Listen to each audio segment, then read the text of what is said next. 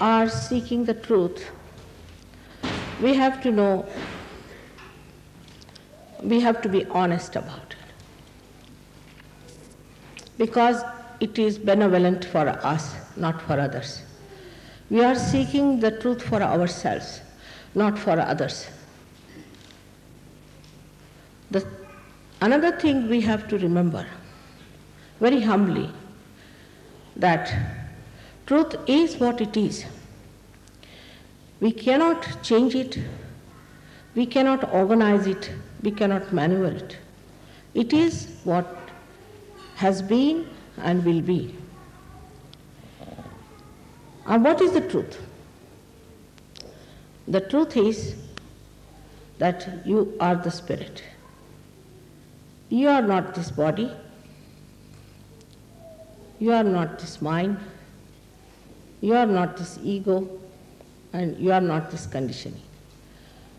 You are the spirit, but so far you have been a human being. But to be a human being itself is a very great thing. Is the greatest thing to be a human being. Perhaps we have not realized the value of our life because we do not know what we are. The way we waste our time, waste our energies, waste our attention on things which are senseless, because we still have to understand the greatness of our being. Human beings are made with such care, so beautifully, such delicate working of the divine, from amoeba to this stage, passing through various stages. Such a beautiful thing has been created as a human being. But first we must have this attention to ourselves that there must be something. It cannot be a purposeless doing. It cannot be something just a chance. It's a wrong idea to play with. If the gravitational force of the earth or any one of the galaxies changes, there will be disaster, absolute disaster. So many things in the cosmos if you study. The coefficients that works out the different balancing and the different weights and the movements of the different bodies show us that there must be some purpose. And they do not trouble us. It's all as if made for the stage for human beings, that the human beings have to come on the stage and all the preparation is made for the great drama. I think it's high time that great scientists should look at it and start wondering why is it the way it is made, why we are so much looked after. The whole cosmos seems to be within ourselves, as if we have buttons which move the cosmos, which control the cosmos. Everything is going on so smoothly otherwise, except when we do not try to understand ourselves. It has been said practically in all the scriptures that you have to seek yourself. You have to find yourself. Though I think many of the scriptures have been a little bit changed and have been used for certain purposes, still they could not get over this point that you have to become the self. You have to be born again. But that is not an artificial thing. We are human beings, not artificially made. We are made really by some sort of a living force from amoeba.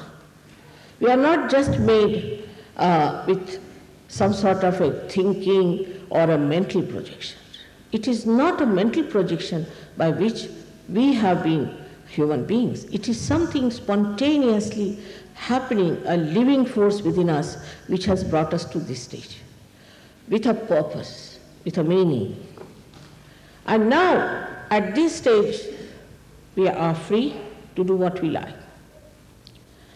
Many people ask me, what was the need to give this freedom to human beings? It was very necessary. If you have to have the ultimate freedom, you must know how to deal with it. You have to understand. Of course, human beings have to make mistakes. To err is human.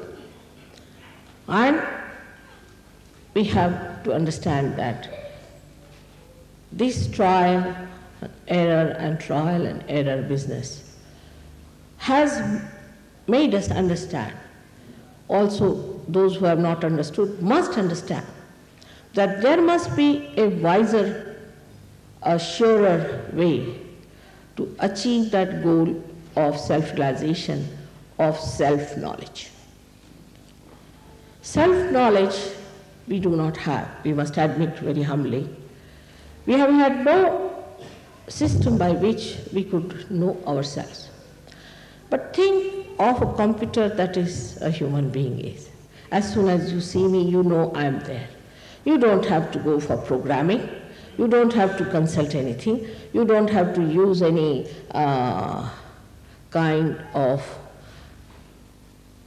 computer or some sort of a complicated machinery. Automatically, spontaneously, in a split of a second, you know that I'm standing before you and talking to you. Such a computer we cannot create. But the divine has created such a great computer, and that is the human being. And this human being is the only one who is going to achieve that higher state which we call as the spiritual state of the self. Because in the science they deal with the tree, I should say the outside, but they cannot go into the roots. To go into the roots, you have to become a subtler being. Unless and until you become a subtler being, you cannot go into your roots to find out what your roots are. And that is what is self-realization. When you become subtler, then only you can go into your being and can find out what actually you are. Also, to look after a tree which has not known its roots is a very difficult thing. What happens is that when you do not know your roots and you start growing and growing and growing, you go very deep down into that where you find that you have lost your way. Actually, you are not going deeper. You are spreading outside more and more. And then once you start going to extremes because of your freedom, you lose your way. That's how today everybody is saying a shock is going to come. We are all going to face a shock. This is going to happen, that is going to happen. But actually it is absolutely in your hands because the whole of the cosmos is within you. The cosmos is working under your control, complete. It is absolutely looking after you.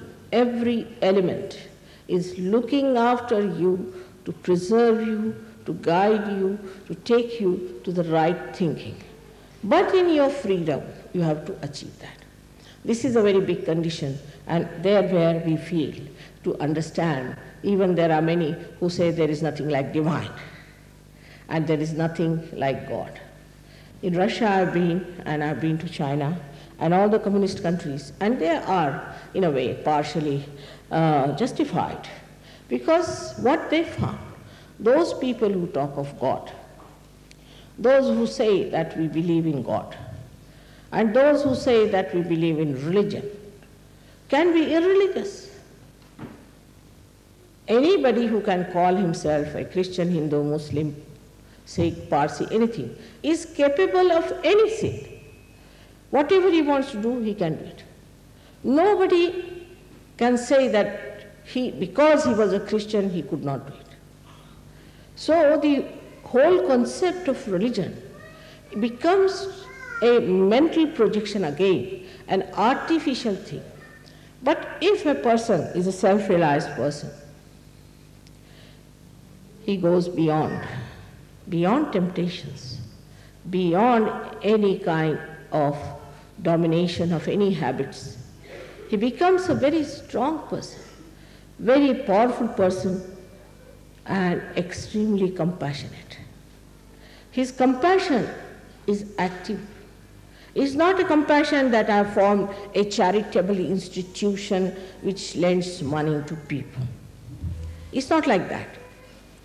The being itself emits compassion, and this compassion acts and works out. For example, you become like a light which gives light to people and to yourself. You know others and you know yourself. That is the light of the truth. And unless and until that happens, one should not say that I am a self-realized soul or I am a twice born. It's artificial. So what you have to understand that we are living in a relative world. We talk relatively. We have to be in the absolute world, where the truth is absolute. Where now, before you I'm standing, you know very well that I'm wearing a sari which is white. But it's a relative still, because somebody will say, oh, maybe it's white, somebody will say it's off-white, somebody will say like that. Still you know something. But to know it absolutely, meticulously, the right thing, you have to be the spirit. But what you know is much more than these eyes can see or this nose can smell, is much more explicit, much more clear-cut, like a person who is suffering, say, from some disease. A child is suffering from some disease, and they don't know what the disease is. So they have to go through many various kinds of tests. And for that, if the gentleman, the father or the mother, they have to pay a lot of money. They go on finding about the child, what's wrong, what's wrong, what's wrong. They cannot find it, what's wrong with the child. And they are so upset about it. And within 3 days, the child dies, and still the diagnosis has not come through. It's a very common thing. But when you are a self-realized soul, you can know what's wrong with the child. Exactly, you can put down your finger on the problem that he has. Now, how does it happen? He has already told you about the chakras that we have, the centers within us. These are the centers which on one side control the cosmos, on the other side control us, give knowledge, and on the other side they give us the knowledge about others. These centers are within us. Now, when I'm telling you all this, you have to have an open mind of a scientist. You shouldn't just deny it because in your concept it doesn't fit in. But like a scientist, please see to it that if it is proved, you have to accept that this is so. Now, these chakras are within you, these centers are within you, and these centers communicate to you through your fingertips what's the matter with the child. You can feel it on your fingertips. Now 5, 6 and 7 centers, right side, 7 centers. The right side has got these 7 centers if they are decoded properly, and if you know what is the decoding is. Putting the hand towards the child for a realized soul, it is very easy to see where is the problem. And as soon as he finds the problem and he knows how to cure it, he can cure people without going to doctors. Saj Yoga has cured, I must say. I don't want to claim it because I don't want to open a hospital. We are here to create doctors and not patients. So even some patients who have come to us have become doctors today, in a way that they diagnose it on their fingertips. As Muhammad Sahib has clearly said that at the time of your resurrection, your hands will speak. But still, nobody wants to know about it. That's called as the resurrection time as Qiyamah. Nobody wants to talk about it. Your hands will speak and will give evidence and witness against you. Clearly he has said it. I must say he's done such a lot of work on the self-knowledge, as Christ has also said so many things. But people don't want to look at that side, like to say that we must suffer itself is a nonsense, I think. How can? Any God who is a compassionate father would like his children to suffer to meet him. I mean, it doesn't go in the logic at all. But people accept this funny concept of sufferings. What about Christ? He suffered for us, isn't he? Isn't it that he suffered for us? If so, has he left something for us to be done, to be completed more than he has suffered? He has suffered for us and he has done the job fully. We don't have to do any more about it. He carried the cross. People make him look like a TB patient, even worse than that, just bones and the skins. It's very surprising. How can you conceive Christ like that? Any one of the people who say they are very healthy people, let them carry the cross and we'll see. It is so contradictory about Christ that surprisingly that he should say that you have to suffer. Same about Jews. I just don't understand. Why should they say that you have to suffer if their God is kind? Same about all other organized or disorganized or perverted people who say that you have to suffer. Suddenly people become vegetarians. Suddenly they become fasting in India, though we have to fast in any case because of lack of food, but they have fasting days. There are some people who fast at least 5 days in a week, the fasting. What is the need to fast? If you ask for fasting, you'll have to fast all your life. That's what God gives you. You fast now. You want to fast? All right, have it fasting. We are asking for trouble. You want to be miserable? All right, be miserable. You want to be unhappy? All right, be unhappy. You find people coming out of congregations which are supposed to be very religious, so miserable looking. How can it be? It has to be joy. It has to be happiness. Just think of it. How can we ever believe such things? But we have believed for ages, and it cannot go out of our heads that we have to suffer. How long? How many years? How many lives? Nothing is written anywhere. You better go on suffering and make others suffer also with it.